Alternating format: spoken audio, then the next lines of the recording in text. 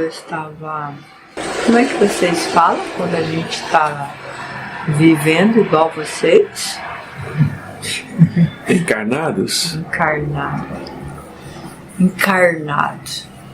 Quando eu estava encarnado, eu queria morrer. Sim. Aí quando eu morri, agora eu não queria morrer não. E o que te levou a arrepender? Arrepender de morrer? Porque a gente não morre. Descobriu. Descobri muito tarde. E como Descobri a hora que eu morri. E como é que você morreu e descobriu que não morreu? Qual foi a causa da tua morte? Eu morri. Eu provoquei minha morte. Você se matou. Não, que coisa feia, né? Assim que a gente fala, não. Como é que a gente fala? A gente provocou a morte. Tá bom. E por que você provocou a tua morte? O que te levou a isso? Porque eu queria morrer. Conte para os outros poderem, com a tua história, a gente ensinar aos outros o que não deve fazer. Minha vida era muito cheia de altos e baixos. Sei. Tinha temporadas muito boas, muito felizes. Eu me sentia sozinho. Sentia que eu podia pensar, raciocinar. O homem raciocina, sabia? Sim. E que eu podia utilizar de estratagemas, que eu podia até, sei lá, ter uma vida considerada normal. Eu levantava, eu trabalhava, saía na noite, voltava para casa. Eu até podia dizer que eu era uma pessoa feliz. E depois, o que acontecia? Batia um inferno aqui dentro. E como era esse inferno e o que fazia com você? Uma escuridão. Eu tinha vontade de ferir as pessoas. Eu tinha vontade principalmente de ferir. Sim. Pensava que talvez fosse prazeroso. Estou entendendo. Ferir, machucar. Então a comida não tinha sabor,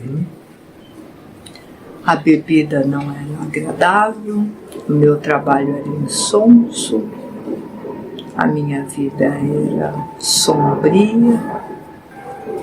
Então aconteceu uma coisa muito boa. Meu país resolveu se meter numa guerra. E você viu aí? Uma oportunidade de realizar os meus sonhos. Todos eles. Ferir e também morrer. E você foi para essa guerra? Eu fui, mas não foi como eu esperava. O que aconteceu? Pelo fato de eu estar na faculdade de medicina, me colocaram nas tendas nos hospitais de campanha, enfermagem. Eu seria médico. Meio que eu adiantei a medicina. Lá você aprende de tudo. Sim, é verdade. Suturar, amputar. Satisfiz a alma no ferir. Entre aspas, porque a pessoa já chegava ferida, mas é prazeroso amputar sem anestesia. Mesmo Mesmo lá, a escuridão na sua mente continuava? Mais intensamente. Conte-me mais sobre isso. E aquele país é muito diferente do nosso. Qual país? Vietnã. Aquele povo é muito estranho. Do que os americanos? Nós também somos estranhos, violentos São sim. e obsessivos. Sim, Nós somos obsessivos. concordo com você. E fóbicos também. Nós achamos que só nós somos superiores. Que ninguém me ouça. Ainda continuam pensando assim, viu? Aí, Não sei, faz muito tempo que eu não vou lá. Tô perdido aqui nesse lugar horroroso que eu moro agora. onde você mora? Aqui é uma vala. Mas vamos avançar um pouquinho, se você me permite. Você retornou para o seu país após a guerra ou caiu por lá mesmo? Não. Eu não morri na guerra. Eu fiquei lá. Eu quis ficar lá. Nós perdemos a guerra. Sim. Não sei se você soube disso. Você quis ficar por quê? O seu sorriso já me conta tudo. O risco de ser aprisionado, se deixar morrer. Mas eu não fui aprisionado. Porque eu fui viajando, apenas não fui me cuidando. Entendi. Virei um contrabandista. Em que momento você decidiu acabar ou provocar a sua morte? Em que momento que você disse basta? Já que se expôs tanto às vezes à morte, ela não aconteceu. Você pegou certinho, entendeu certinho todos os meus riscos e ela fugia de mim. Eu sou tão ruim que nem a morte me quer. Um dia eu deixei o barco ir. Deixei até ele cair. E agora está aqui conversando conosco. Mas ele caiu, eu destrocei, eu morri. E descobriu? Que não morre. Achar um lugar para se abrigar, se proteger, lutar contra o frio, a fome, a sede, apesar de morar numa caverna onde a cortina que esconde são as águas que você morreu. Não é uma ironia isso? Muito. Deus é caprichoso. Sim, sim. Porque se a morte não existe, então deve existir Deus também. Sim. Mas ele é muito caprichoso. Esconde a morte do homem bem debaixo do seu nariz. E onde eu morri é a vala onde eu habito, uma caverna. A porta da caverna são as águas. As águas que eu deixei cair.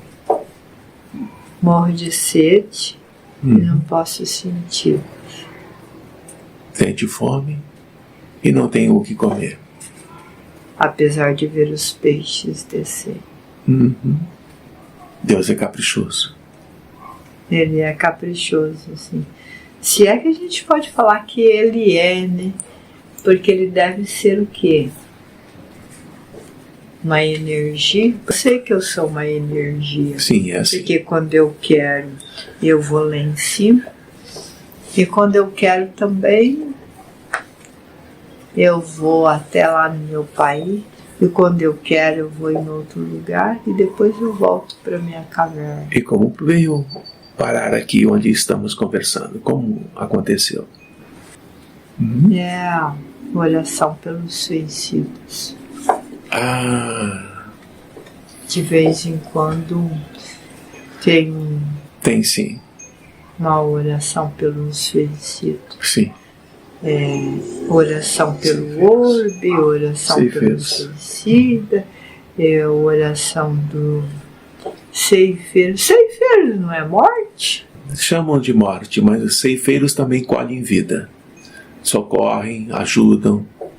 Está bem. Me fale algo, se eu posso lhe perguntar. Essa sombra escura que você falou, e que se acentuou quando estava no Vietnã, ela ainda permanece. Sabe de onde ela vem? Quando eu estava encarnado, eu achava que era eu. Quando eu morri, eu escutei a risada e descobri que não podia ser eu. Tem toda a razão. Pensei que, já que você não morre, deve ser o diabo, porque se existe Deus, teria que ter o diabo. Depois eu pensei. Falei, se Deus...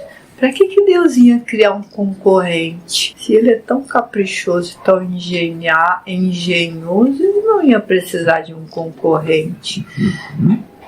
E aí, a risada de novo? Eu acho que é uma engenhosidade do homem inventar um diabo, né?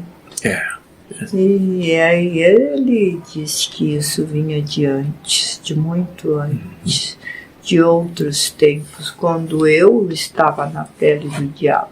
E você, de vez em quando, ainda ouve essa risada?